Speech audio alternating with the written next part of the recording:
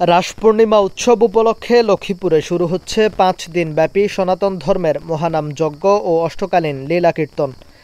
দেশমাতৃকা ও বিশ্বের সকল সন্তানের মঙ্গল কামনায় আগামী ১৫ নভেম্বর শুক্রবার থেকে লক্ষ্মীপুর সদর উপজেলার উত্তর হামসাদি ইউনিয়নের বঙ্কবিহারে জিওরাখড়া প্রাঙ্গণে এমন আয়োজন অনুষ্ঠিত হবে।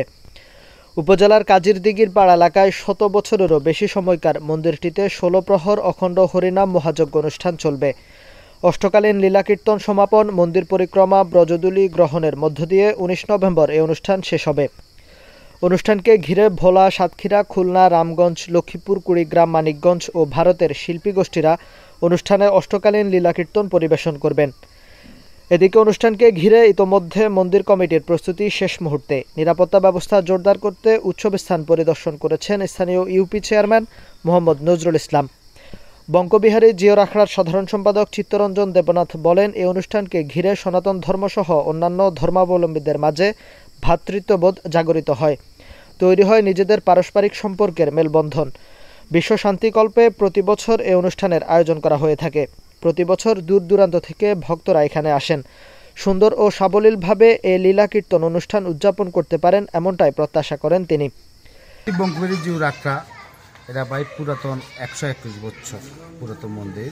এখানে প্রতি বছর আমাদের বার্ষিক উৎসব রাস পূর্ণিমা উপলক্ষে ১৬ পর কিংবা এখন ২৪ পর হইতেছে, যেহেতু কীর্তন হইতেছে, মৎস্য হইতেছে এবং সম্পূর্ণ অনুষ্ঠানগুলো হইতেছে। কোনো রকম যেহেতু আমাদের এখানে কোনো রকম কোনো সমস্যা নাই, যেহেতু সম্পূর্ণ কিছু নিরাপত্তার সাথে হইতেছে। কিন্তু আমাদের এখানে এলাকার চেয়ারম্যান আছে, মেম্বার আছে, ওরা সবসময় আমাদের খোঁজখবর নাই, প্রশাসনের লোকজন সবসময় খবর, যেহেতু আমরা নির্ভয় করেন কোনো রকম কোনো সমস্যা নাই যেহেতু হইতেছে।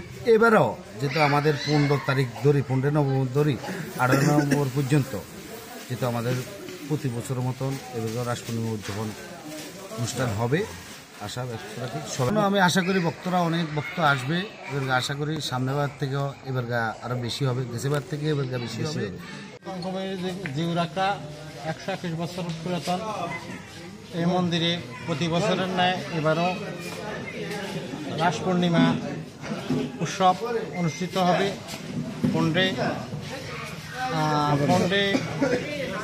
নভেম্বর থেকে নভেম্বর থেকে ১৮ নভেম্বর পর্যন্ত আমাদের এই প্রোগ্রামগুলো চলমান থাকবে। প্রতিদিন সকাল, দুপুরবেলা এবং সন্ধ্যাবেলা এখানে প্রসাদ বিতরণের ব্যবস্থা আছে এবং কীর্তনের ব্যবস্থা আছে। বহিরাগত কোনো যদি পুণ্যার্থী এখানে আসে তাদের জন্য থাকা খাওয়ার সব ব্যবস্থা আছে। বঙ্কবিহারী জিওরাখড়া লক্ষ্মীপুর সদর ১ নম্বর উত্তর হামসাদি ইউনিয়নের শ্রী বঙ্কবিহারী জিওরাখড়াতে আমাদের ১৬ প্রহর নামযজ্ঞ অনুষ্ঠান এবং অষ্টকালীন লীলা কীর্তন। ২৯শে কার্তিক হলো আমাদের রাসলীলা, ৩০শে কার্তিক একই অগ্রহায়ণ নামযজ্ঞ অনুষ্ঠান এবং ২ অগ্রহায়ণ হলো আমাদের অষ্টকালীন লীলা কীর্তন। তো এখানে সকল ভক্তদের আমন্ত্রণ। আমাদের ৩ দিনে প্রসাদের ব্যবস্থা আছে এবং বাইরের থেকে যারা আসবে থাকারও ব্যবস্থা আমাদের আছে এখানে। এই পর্যন্ত লক্ষ্মীপুর থেকে দালাল বাজার রোডে এসে রামগঞ্জ রোডে কাজিরদিঘির পাড় বাজার থেকে এই অল্প কুটুক আসলে শ্রী শ্রী বঙ্কবিহারী জিওরাখড়া মন্দিরের কথা বললে দেখা দিবে যে এখানে, এবং গেটও আছে ওখানে, গেট দিয়ে সোজা ঢুকে গেলে বঙ্কবিহারী জিওরাখড়া ঢুকে যাবে। স্থানীয় ইউপি চেয়ারম্যান মোহাম্মদ নজরুল ইসলাম বলেন, প্রতি বছর সনাতন ধর্মাবলম্বীরা মন্দিরে মহানাম যজ্ঞ ও অষ্টকালীন লীলা কীর্তন অনুষ্ঠান করে থাকেন। অনুষ্ঠানে সার্বিক নিরাপত্তা ব্যবস্থা রাখা হয়েছে। ইউনিয়ন পরিষদের পক্ষ থেকে গ্রাম পুলিশ মোতায়েন করা হবে। এছাড়া আইন শৃঙ্খলা রক্ষাকারী বাহিনী নিরাপত্তায় সহযোগিতা করবেন। এই মন্দির প্রায় ১৬০ বছর আগের এই মন্দির। এখানে আপনার ১৫ তারিখ থেকে ১৫ নভেম্বর থেকে এখানে আপনার যে কীর্তন হবে রাস পূর্ণিমা উপলক্ষে, নামযজ্ঞ কীর্তন, সেই উপলক্ষে আজকে আমি এই প্রস্তুতি পরিদর্শনে এসেছি। তো আসছি আসলে এই বাংলাদেশ সাম্প্রদায়িক সম্প্রীতির দেশ। আমরা এখানে হিন্দু, মুসলমান এবং অন্যান্য যে ধর্মের অনুসারীরা আছে প্রত্যেকে আমরা মিলেমিশে বসবাস করি। সে আলোকে আমাদের 1 নং উত্তর হামসাদি ইউনিয়নও দীর্ঘদিন থেকে, হাজার বছর থেকে আমরা এখানে একসাথে বসবাস করে আসতেছি। আমাদের এখানে কোনো সাম্প্রদায়িক বিপরীত নেই, কারোর সাথে কারো কোনো দ্বন্দ্ব নেই।